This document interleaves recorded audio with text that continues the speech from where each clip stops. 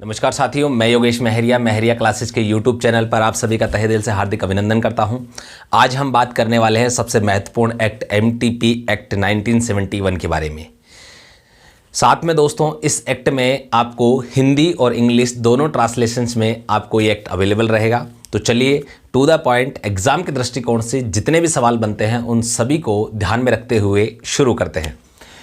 देखिए, सबसे पहले आज के हमारे एक्ट का नाम है the medical termination of pregnancy act 1971, गर्भ का चिकित्सीय समापन अधिनियम 1971। तो सबसे पहले हमसे सवाल यही पूछा जाता है कि एक्ट कब बना, तो आपको याद रखना है 1971 में बना। अब अगला सवाल, MTP एक्ट राजपत्र में कब प्रकाशित हुआ, यानी कि गजट में इसका प्रकाशन जो है पब्लिश हुआ है वो कब हुआ। तो देखिए, गजट में इसे जो पब्लिश हुआ वो हुआ 10 अगस्त 1971 को, 1971 को हुआ। साथ में ये एक्ट लागू कब हुआ, यानी कि ये एक्ट कमीशन्ड में कब आया, तो हम बात करें 1 अप्रैल 1972 को ये एक्ट कमीशन्ड में आया। इस एक्ट की प्रकृति कैसी है, यानी कि इस एक्ट का नेचर कैसा है, तो देखो ये नेचर जो है ये है सांवैधिक, यानी कि ये एक्ट जो है वो सांविधिक प्रकार का है। यानी कि हमें याद रखना है यहाँ पर दो प्रकार का होता है। किसी एक्ट की प्रकृति दो प्रकार की होती है। एक तो होता है संवैधानिक, जिसका अर्थ होता है कि उस विषय वस्तु का उल्लेख संविधान में है और उसके ऊपर कोई नियम कानून बनाया गया है।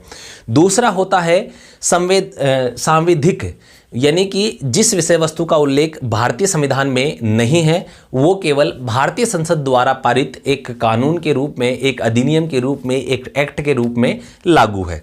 तो चलिए आगे बात करते हैं। MTP एक्ट में भाग या अध्याय कितने हैं, तो साथियों यहाँ पर किसी प्रकार का कोई अध्याय, कोई चैप्टर इसमें नहीं है। MTP एक्ट में कितनी धाराएं हैं, तो आपको यहाँ पर याद रखना है इस एक्ट के अंदर कुल 8 धाराओं का उल्लेख है। MTP एक्ट में अब तक कितनी बार संशोधन हुआ, तो सबसे पहली चीज तो आपको ये याद रखना है 3 बार अब तक संशोधन हो चुका है। और 3 बार कब कब हुआ, आपको विशेषता याद रखना है। एक तो 2002 में, एक 2005 में और एक 2020 में, यानी कि अब तक 3 बार इस एक्ट में संशोधन यानी कि अमेंडमेंट किया जा चुका है। और सबसे महत्वपूर्ण हमारे लिए जो अमेंडमेंट रहने वाला है वो 2020 का, जो हाल ही में भारतीय संसद द्वारा इसमें किया गया था।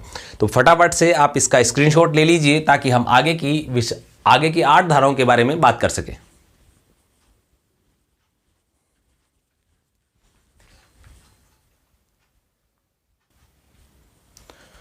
तो साथियों, अब हम बात करेंगे MTP एक्ट की 8 धाराओं के बारे में। ये 8 धाराएं मुख्य रूप से क्या कहती हैं, तो देखिए सबसे पहले हमारी जो सेक्शन यानी कि जो धारा है वो धारा 1 वर्णन करती है संक्षिप्त नाम,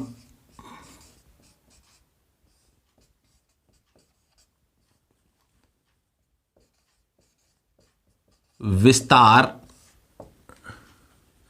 और प्रारंभ का। साथियों यहां पे एक बात याद रखनी है, शॉर्ट टाइटल, एक्सटेंट एंड हम बात करें कमीशन्ड, यानी कि इस एक्ट का शॉर्ट टाइटल क्या होगा, यही है गर्भ का चिकित्सीय समापन अधिनियम 1971। एक्सटेंट यानी कि विस्तार पूरे भारत में है और पहले जम्मू कश्मीर को छोड़कर था, अभी वर्तमान में पूरे भारत में है।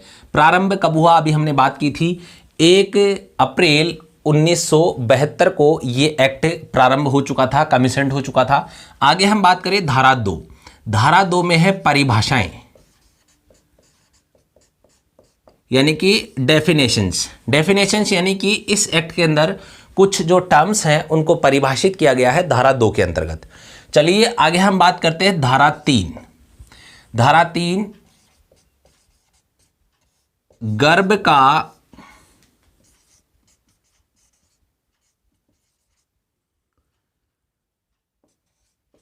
रजिस्ट्रीकृत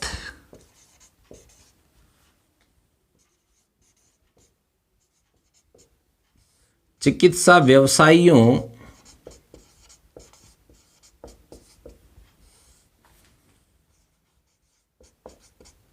द्वारा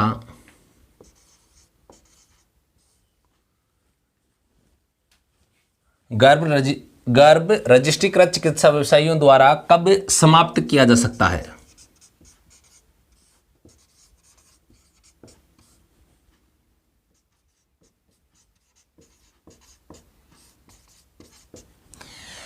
यानी कि गर्भ का यानी कि जो प्रेगनेंसी है उसका रजिस्टर्ड मेडिकल प्रैक्टिशनर्स के द्वारा उसका जो टर्मिनेशन है वो कब किया जा सकता है। तो इसमें मुख्य रूप से जो प्रावधान है वो मैं आपको बता दूं, यहां पर अभी 2020 में अमेंडमेंट हो गया है। 20 सप्ताह का यदि कोई यानी कि 20 वीक का यदि कोई भ्रूण है, गर्भ है, तो उसका एक प्रैक्टिशनर्स यानी कि रजिस्ट्रीकृत मेडिकल प्रैक्टिशनर्स की सलाह से उसके गर्भ का समापन किया जा सकता है।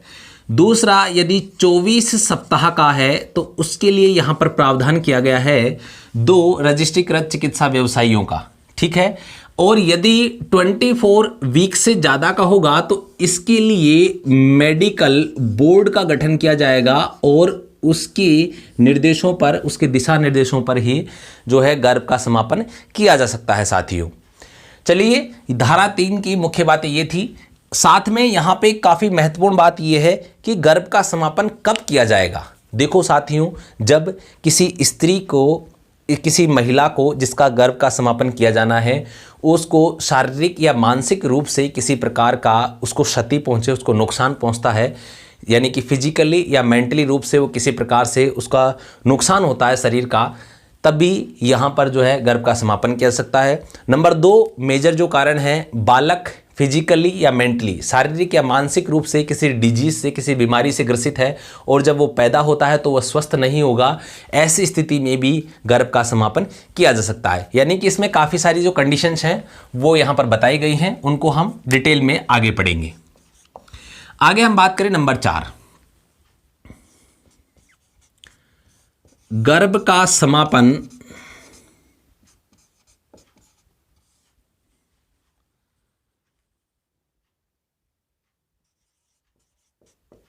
कहां किया जा सकता है।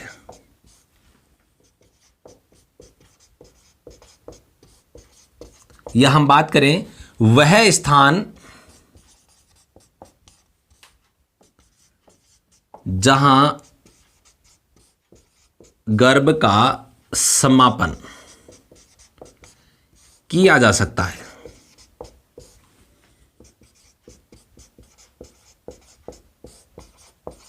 अर्थात साथियों, यानी कि सरकार के द्वारा कुछ स्थानों का निर्धारण किया गया है जहां पर ही केवल गर्भ का समापन किया जाएगा, अन्यत्र उसके अतिरिक्त किसी अन्य स्थान पर नहीं किया जाएगा। जैसे सरकारी अस्पताल, जो सरकार के द्वारा स्थापित अस्पताल हैं, जो गवर्नमेंट हॉस्पिटल्स हैं, वहाँ किया जा सकता है। सरकार के द्वारा पोषित जो अस्पताल हैं, सरकार के द्वारा जो फंडेड हॉस्पिटल्स हैं, वहाँ पर भी गर्भ का समापन किया जा सकता है। साथ ही में इसके अतिरिक्त अन्य वह स्थान जो जिला स्तरीय एक कमेटी समिति बनाई जाएगी और उस समिति के अध्यक्ष होंगे मुख्य चिकित्सा अधिकारी, और उस कमेटी में न्यूनतम 3 सदस्य होंगे और अधिकतम 5 सदस्य होंगे। यानी कि वो कमेटी जिस स्थान का निर्धारण करती है, जैसे कि जो प्राइवेट हॉस्पिटल्स हैं वो आवेदन करते हैं उस कमेटी के पास, वो कमेटी उस चीज़ का निर्धारण करती है कि इस प्राइवेट हॉस्पिटल को ये जो है गर्भ का समापन करने की अनुमति दी जाए या नहीं, ये निर्धारण करना उस कमेटी के हाथ में होता है। तो चलिए आगे हम बात करते हैं धारा 5 यानी कि सेक्शन 5, धारा 3 व 4 का लागू न होना। तो साथियों, यहां पर बात की गई है धारा 5 के अंतर्गत कि धारा 3 और धारा 4 कब लागू नहीं होगी। देखिए, जब भी कोई काम इन दोनों धाराओं के अतिरिक्त किया जाएगा, इन दोनों धाराओं के अनुसार नहीं किया जाएगा, तब वो किया गया काम अपने आप में एक अपराध होगा, वो अपने आप में एक ऑफेंस होगा और उस अपराध के लिए इस धारा में दंड का प्रावधान किया गया है।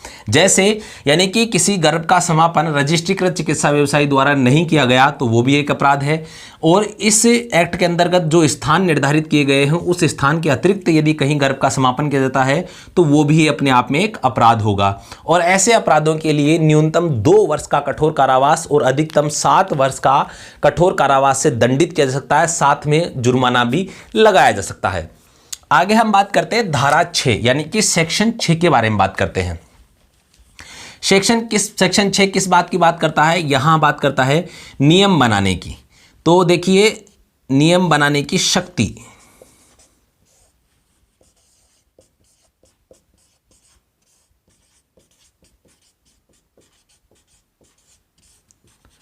तो नियम बनाने की शक्ति इस एक्ट के अंतर्गत जो है केंद्र सरकार को अर्थात सेंट्रल गवर्नमेंट को प्रदान की गई है, यानी कि सेंट्रल गवर्नमेंट इस एक्ट से संबंधित सभी प्रकार के नियम बनाने में सक्षम है।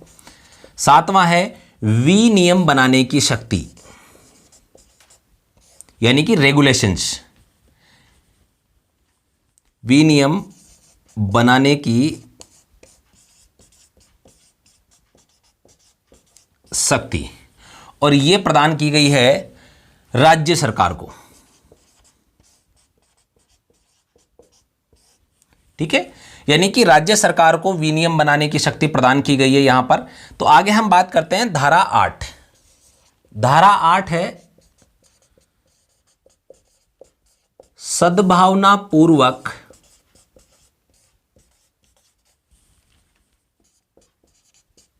की गई कार्यवाही के लिए संरक्षण।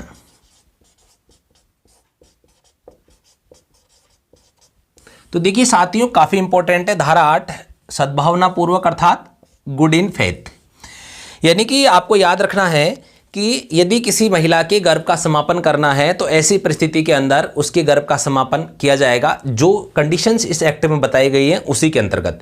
लेकिन मान लीजिए गर्भ का समापन करते समय किसी महिला की मृत्यु हो जाती है बाई एक्सीडेंटली। देखिए जानबूझकर उसकी कोई भी ऐसा कोई कार्य करता नहीं है, और अगर वो जानबूझकर किसी महिला को इस प्रकार से हानि पहुंचाएगा या ऐसा काम करेगा जिससे उसकी मौत हो जाए तो ये अपने आप में एक ऑफेंस या अपराध होगा। लेकिन एक्सीडेंटली यदि किसी महिला की मौत हो जाती है तो ऐसी कंडीशन में वह इस एक्ट के अंतर्गत उस डॉक्टर को जो है संरक्षण प्रदान किया गया है कि उसके ऊपर किसी भी प्रकार का कोई केस या मुकदमा दर्ज नहीं किया जाएगा साथियों।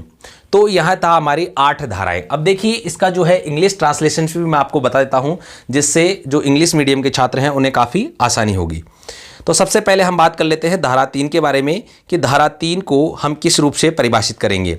When pregnancy may be terminated by registered medical practitioners. धारा 4 की हम बात कर लेते हैं, places where pregnancy may be terminated. आगे हम बात करें धारा 5 section 3 and 4 where not to apply, और धारा 6 या section 6 power to make rules, और section 7 power to make regulations, और आपको पता है आखिरी है section 8 protection of action taken in good faith. तो साथियों यहाँ पे आपके सामने ये 8 धाराएं थी, ये एक ओवरव्यू था, इस एक्ट का सारांश था। अब इसके बाद में हम इसके आगे अगला जो हमारी कक्षा होगी वो इसके लेकर एक एक्सप्लेनेशन के रूप में होगी। हम प्रत्येक चीज़ को, विषय वस्तु को काफ़ी विस्तृत रूप से पढ़ने वाले हैं, एक एक धारा को काफ़ी इंपॉर्टेंट रूप से पढ़ने वाले हैं, उसको बिल्कुल उसके जो है सब सेक्शंस के बारे में हम तमाम रूप से अगली कक्षा में काफ़ी सारी जानकारियाँ लेकर उपस्थित होंगे। तब तक के लिए आप सभी से मैं विदा लेना चाहूँगा, और ये MTP एक्ट का एक ओवरव्यू है। चलिए साथियों, जय हिंद, जय भारत।